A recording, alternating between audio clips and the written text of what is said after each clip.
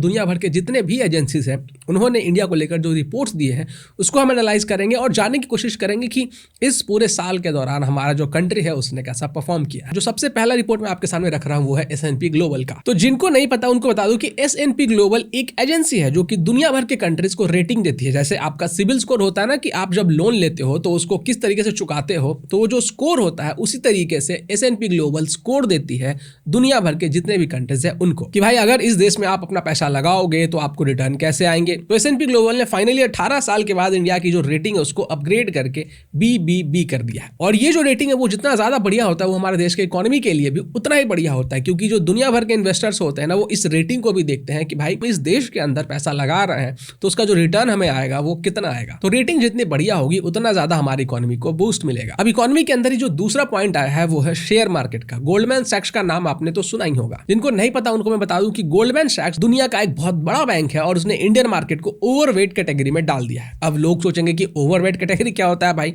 क्या हमारा देश जो है वो मोटा हो गया? नहीं, लिटरली इसका मतलब ओवरवेट का मतलब मोटा नहीं होना होता। इकोनॉमी में इसका मतलब होता है कि गोल्डमैन सैक्स को लगता है कि आने वाले टाइम में इंडिया का मार्केट बाकी देशों के मुकाबले बेहतर परफॉर्म करेगा और इसलिए गोल्डमैन सैक्स इंडिया के अंदर अपनी वेटेज यानी कि अपने इन्वेस्टमेंट को बढ़ाना चाहते हैं। और वहीं पे बैंक ऑफ अमेरिका का सर्वे ये बताता है कि अब एशिया के अंदर जितने भी कंट्रीज हैं तो उनमें जो पहली पसंद हुआ करती थी कंट्री वो पहले जापान हुआ करती थी। लोग पहले अपना पैसा जापान के अंदर लगाना पसंद करते थे, लेकिन अब इंडिया जो है वो जापान को रिप्लेस कर रहा है। IMF के चीफ क्रिस्टलिना जॉर्जिवा ने भी इंडिया को ग्लोबल ग्रोथ इंजन कहा और यह भी माना कि इंडिया ने दुनिया के डाउट्स को गलत साबित कर दिया। देखिए, तो स्टॉक मार्केट वगैरह की बात हो गई तो आप सोच रहे हो कि भाई इस चीज से हमारा क्या लेना देना, मतलब आम आदमी की जिंदगी के ऊपर कैसे इफेक्ट पड़ेगा और इस डेटा को जानने से हमें क्या बेनिफिट मिलने वाला है। देखिए, वर्ल्ड बैंक ने भी एक रिपोर्ट दी है जो कि इस साल की सबसे इंपॉर्टेंट रिपोर्ट है। इस रिपोर्ट में बताया गया है कि इंडिया दुनिया की सबसे इक्वल सोसाइटीज में से एक बन गया है।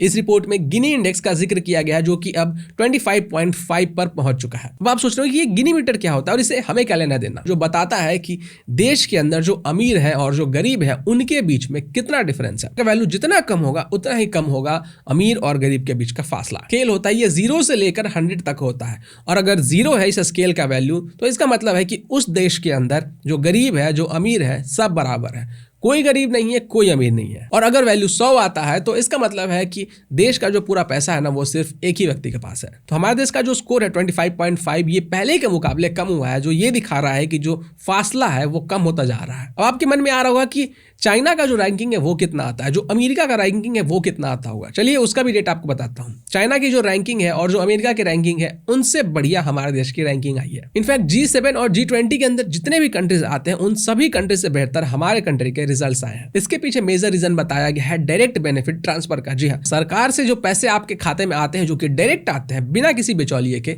इस चीज के कारण ये जो रैंकिंग है वो और सुधरी है। अब पहले क्या होता था कि गवर्नमेंट से आपके पास कुछ पैसे आने तो भाई बीच का बिचौलिया हो गया, कोई मिडिल मैन हो गया, कोई घपला कर गया, भाई कोई आपसे पैसे ले रहा है उसी चीज के लिए, तब आपको वो पैसे आपके अकाउंट में पहुंचवा रहा है। तो इन सब चीजों के कारण जो पैसा गवर्नमेंट की जेब से निकलता था आपके जेब तक पहुंचने के लिए वो बहुत कम हो जाता था। जैसे कि कंपेरिजन के लिए मैं आपको एक रियल लाइफ एग्जाम्पल बताता हूँ। राजीव गांधी जब PM थे उस समय उन्होंने खुद कहा था कि अगर हमारे जेब से 1 रुपया निकलता है तो वो लोगों तक पहुंचते पहुंचते मिडिल मैन के कारण बहुत कम हो जाता है। लेकिन अभी जो डायरेक्ट बेनिफिट ट्रांसफर आया है तो वो डायरेक्ट भाई सरकार के खाते में से आपके खाते में पहुंच जाता है। अब अगर हम लोग पॉवर्टी की बात कर रहे हैं तो थोड़ा सा पॉवर्टी का भी जो रिपोर्ट है वो भी आया है, उसे भी देख लेते हैं। वर्ल्ड बैंक कहता है कि पिछले 10 सालों में इंडिया ने 17.1 करोड़ से ज्यादा लोगों को एक्सट्रीम पॉवर्टी से बाहर निकाला है। अब एक्सट्रीम पॉवर्टी का मतलब होता है कि वो लोग जो कि ढंग से अपने के लिए खाने का भी इंतजाम नहीं कर पाते हैं। अब यहाँ पे एक इंपॉर्टेंट बात निकल के आता है कि गांव वाले इलाकों में पहले गरीबी 18.4% था जो कि अब गिरकर सिर्फ 2.8% रह गया है। अब इस परसेंटेज को कम करने में जिन स्टेट्स ने सबसे ज्यादा योगदान दिया है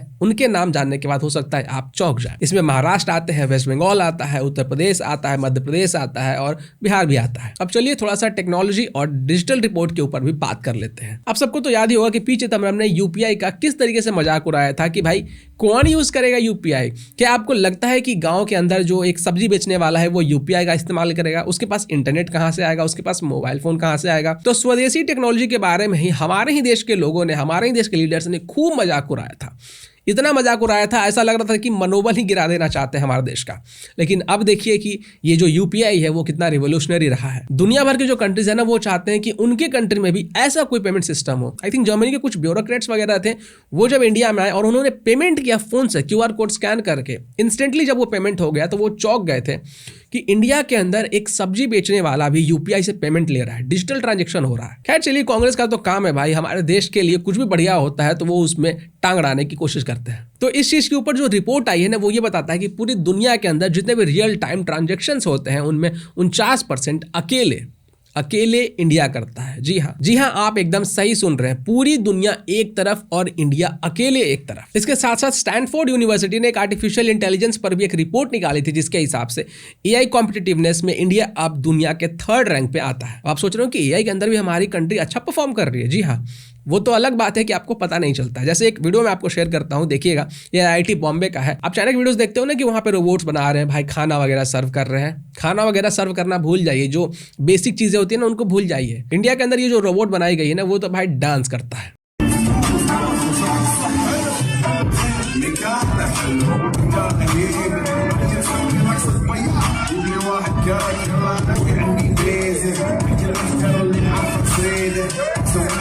वहीं पे अगर आप ग्लोबल इनोवेशन इंडेक्स की बात करें, ग्लोबल इनोवेशन इंडेक्स का मतलब होता है कि पूरी दुनिया के अंदर हमारी जो कंट्री है वो कितना इनोवेट कर रही है, नई चीजें बना रही है। तो यहाँ पे 2015 में हमारी कंट्री की जो रैंक थी वो 81 थी, लेकिन अब वो घट कर 38 हो चुकी है। तो ठीक है, 38 नंबर ऐसा नहीं है कि भाई नंबर 1 पे हम आ गए, लेकिन मैं मानता हूं कि इस चीज में भी हमें थोड़ा और फास्ट जाने की जरूरत है और जो चीजें धीरे धीरे जरूर ही सुधरेंगी। अब हम बढ़ते हैं अपने अगले पॉइंट की तरफ। आपने एक वर्ड सुना होगा जिसको कहते हैं इंटेंजिबल एसेट्स, और ये जो इंटेंजिबल एसेट्स है इसमें इंडिया का जो ग्रोथ है वो काफी तेज रहा है।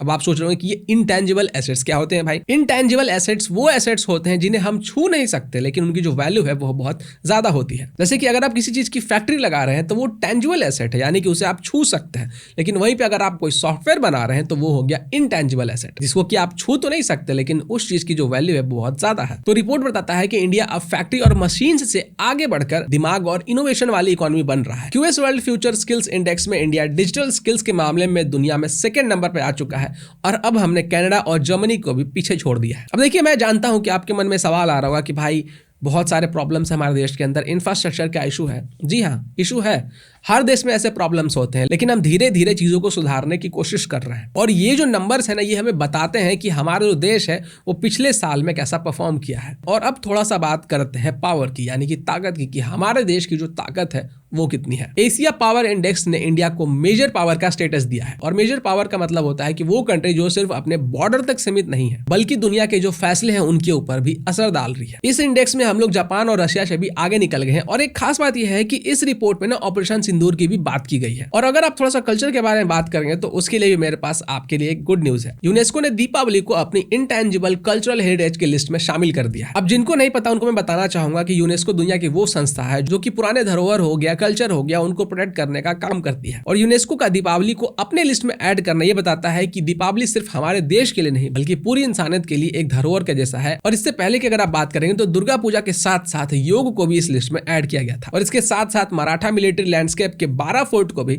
वर्ल्ड हेरिटेज लिस्ट में शामिल किया गया है। और यूनाइटेड नेशंस के एसडीजी रैंक में इंडिया अब पहली बार 100 रैंक के अंदर आया है। 2011 में इंडिया में सिर्फ 35% लोग ऐसे थे जिनके पास की अपना एक बैंक अकाउंट था, जबकि ये जो संख्या है वो अब बढ़कर 89% हो चुके, यानी कि 89% हो चुका है। और इसका जो क्रेडिट है वो कहीं ना कहीं जनधन योजना को भी जाता है, क्योंकि जनधन योजना ने बहुत सारे लोगों को बैंकिंग सिस्टम से जोड़ दिया है, जिसके कारण कि लोग जो पैसे पहले अपने घर में रखा करते थे अब उसी पैसे को वो लोग अपने सेविंग्स अकाउंट्स में रखते हैं और साथ ही जो सरकारी स्कीम्स होते हैं उनका भी इस्तेमाल करते हैं बिना किसी बिचौलिए के। और जो लास्ट डेटा मैं आपको देने वाला हूं उसको सुनने के बाद बहुत सारे लोगों की तस्वीर जलने वाली है। जो इंग्लिश न्यू ईयर है उस पर वैसे भी बहुत सारे लोग पटाखे फोड़ते हैं, तो आप भी अपना पिछवाड़ा सुलगा के पटाखे फोड़ने का एंजॉयमेंट ले लो। पॉलिटिकल लीडरशिप में नरेंद्र मोदी अभी भी दुनिया के सबसे पॉपुलर डेमोक्रेटिक लीडर हैं, जिनकी अप्रूवल रेटिंग 75% है। और प्यू रिसर्च के मुताबिक 74% भारतीय अपने डेमोक्रेसी के काम करने के तरीके से खुश हैं, जो कि स्वीडन के बाद दुनिया में सबसे ज्यादा है। बाकी के जो 25% लोग हैं जिन्हें लगता है कि हमारे देश के अंदर डेमोक्रेसी ढंग से नहीं चल रही है, वो कौन लोग हैं आपसे जानना चाहूंगा। तो ये था 2025 का एनालिसिस। जो भी रिपोर्ट्स हैं उनको मैंने आपके सामने रखा है, कुछ अप्स है कुछ डाउन्स भी है। तो आशा है कि 2026 में जो प्रॉब्लम्स हमें 2025 में अपने देश के अंदर देखने के लिए मिले हैं उनको सही किया जाएगा।